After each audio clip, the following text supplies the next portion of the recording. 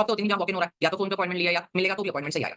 तो मान लेते हैं कोई मेरे पास 3 बजे की अपॉइंटमेंट लेके आ रहा है, 2:30 बजे सबसे पहला काम मुझे क्या करना है कि अपने अंदर झाँकना है कि मेरा अंदर से सिस्टम तो हिला हुआ नहीं है। कहने का मतलब मैं बहुत दुखी हूँ, जैसे आज मैं बीमार हूँ तो मैं रीडिंग नहीं करूँगी, ठीक है? या मैं दुखी हूँ तो मैं रीडिंग नहीं करूँगी, बहुत ज्यादा खुश हूँ तो भी डायरेक्ट रीडिंग नहीं करनी है। पहले क्या करना है, ग्राउंडिंग करनी है। ग्राउंडिंग किसे बोलते हैं? आसपास की एनर्जीज और अपने अंदर की एनर्जी से डिस्कनेक्ट करना। क्यों? क्योंकि टैरो रीडर एक मीडियम है और जो मीडियम होता है उसमें अपने कोई फीलिंग्स नहीं हो सकते। कोई भी आप जब रीडिंग कर, मान लो कोई ऐसा रिश्तेदार आ रहा है जो पसंद नहीं है तुम्हें, फूटी आँख की, तो फिर वो अंदर से वो फीलिंग आ जाती है ना कि अब बताऊंगी तुझे, है ना? तो ऐसा नहीं होना चाहिए। कोई हमसे कहता है कि रीडिंग लेनी है और उसने पहले कहानी बता दी कि मेरा एक्स्ट्रा मैरिटल अफेयर है, तो हमारे हमारे ना देखने का नजरिया ही बदल जाता है। हमें लगता है कि अच्छी लेडी नहीं है। हम कौन होते हैं जज करने वाले? हम कोई महापुरुष हैं खुद? नहीं ना। हमें जज नहीं करना, हमें याद रखना हम सिर्फ एक मीडियम है यूनिवर्स और उस क्लाइंट के बीच में। जो कार्ड बोलेंगे यूनिवर्स बोलेगा हम इंटरप्रेट कर देंगे, हमें अपनी फीलिंग्स नहीं मिलानी उसमें। तो ग्राउंडिंग करने का देखो सबसे आसान तरीका क्या होता है? डीप ब्रीथिंग करना।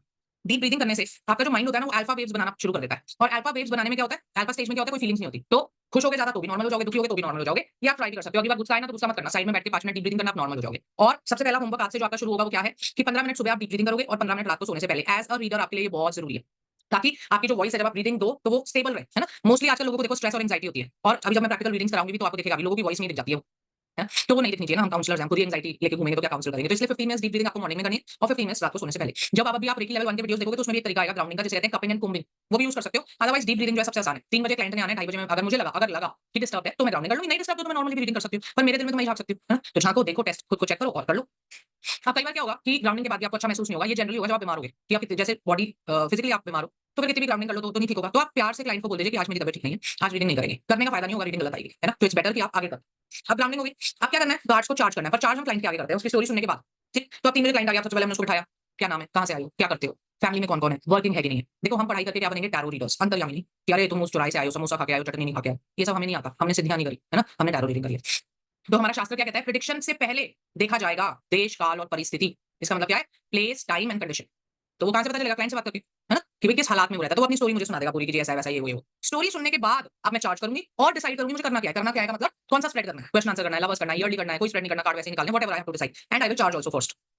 चार्जिंग क्यों जरूरी है? क्योंकि देखो ऐसे तो आप 20 लोग बैठे हो, मैं कार्ड खोल के बैठ जाऊं, फिर किसके लिए रीडिंग है ये? किसी के लिए भी नहीं, है ना? तो ऐसे थोड़ी होता है। Tarot card is a very personalised reading, कि जब मैं निशा की रीडिंग करूंगी तो गौरव नहीं पूछ सकते कुछ भी, क्योंकि कार्ड्स इनसे कनेक्टेड। तो वो कैसे करना है हमें चार्जिंग? जनरल तो आपको मैंने बताया होगा, स्मजिंग कर सकते हो, धुएं से साफ करना कहते हैं ना स्मजिंग।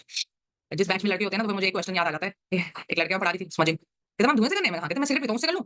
मैं भाई पॉजिटिव धुएं से, है ना? तो आप सेज जलाओ, अगरबत्ती जलाओ, धूप बत्ती जलाओ, उपला जलाओ, कोई भी पॉजिटिव चीज आपने बर्न करनी है और उसका धुआं पैदा करना है और उसमें स्मज करना है। एज अ रूटीन आप ये भी कर सकते हो कि सुबह जब आप पूजा पाठ करते हो तो जलाते ही होगे कुछ ना कुछ धूप बत्ती दीप बत्ती, वहां उसमें चार्ज कर लीजिए। फुल मून नाइट में कर सकते हो, जब पूर्णिमा है तो कार्ड्स को बाहर ऐसे फैला दीजिए, पूरी रात नहीं छोड़िए, नहीं तो कोई पक्षी किसी ने भी एक कार्ड भी खराब हो गया ना तो सारा डेक गया। तो इसलिए 2-4 घंटे रख के आप अंदर रख सकते हो। क्रिस्टल से भी कर सकते हो अगर आपको क्रिस्टल सिद्ध करने आते हैं तो, है ना? सॉल्ट होता है, सॉल्ट में क्या होता है, हम मोटा नमक लेते हैं और अपने कार्ड्स को उसमें टिप कर देते हैं और 24 घंटे के लिए छोड़ देते हैं। पर मैं इनमें से कुछ भी नहीं करती हूँ और मैं तो आपको भी बोलूंगी मत करो, टाइम वेस्ट होता है। सबसे अच्छा तरीका होता है चोकुरे। चोकुरे में क्या होता है, ये रेकी का एक सिंबल है, इसका नाम क्या है, चोकुरे। सबसे पहले देखिए इसको बनाते कैसे। 7 बनाया, पीछे से घुमाया, 1 2 3 एंड हाफ। इसका एक ही रूल है कि मिनिमम जो सर्कल होंगे वो 3 एंड हाफ होंगे, मैक्सिमम कितने भी हो सकते हैं, ठीक है? चोकुरे इसको बोलते हैं, बेटा पानी देना। और इसका मतलब क्या होता है, एनर्जी पेनिट्रेटर। ये बहुत पावरफुल सिंबल है। ये क्या करता है, सारे आसपास की एनर्जी को खींच के ले आता है, आप जहां पे भी प्रोजेक्ट कर रहे हो। हमारे केस में हम कार्ड्स में करते हैं प्रोजेक्ट।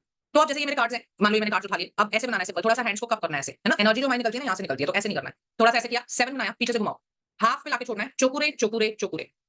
इसको कहते हैं स्टेबलाइजिंग का सिंबल। अब क्या हुआ, सारी एनर्जी खींच के ले आएगा ये यहाँ पे। अब मुझे करना क्या है, एनर्जी तो मैंने बुला ली, क्या करूं? सबसे पहले कार्ड्स को प्यूरिफाई करना है। प्यूरिफिकेशन के लिए आप एंटी क्लॉकवाइज हैंड घुमाइए, मेरे कार्ड्स में से सारी नेगेटिव एनर्जीज खत्म हो जाए, मेरे कार्ड्स में से सारी नेगेटिव एनर्जीज निकल जाए, मेरे कार्ड्स एकदम प्यूरिफाई हो जाए, प्यूरिफाई प्यूरिफाई प्यूरिफाई।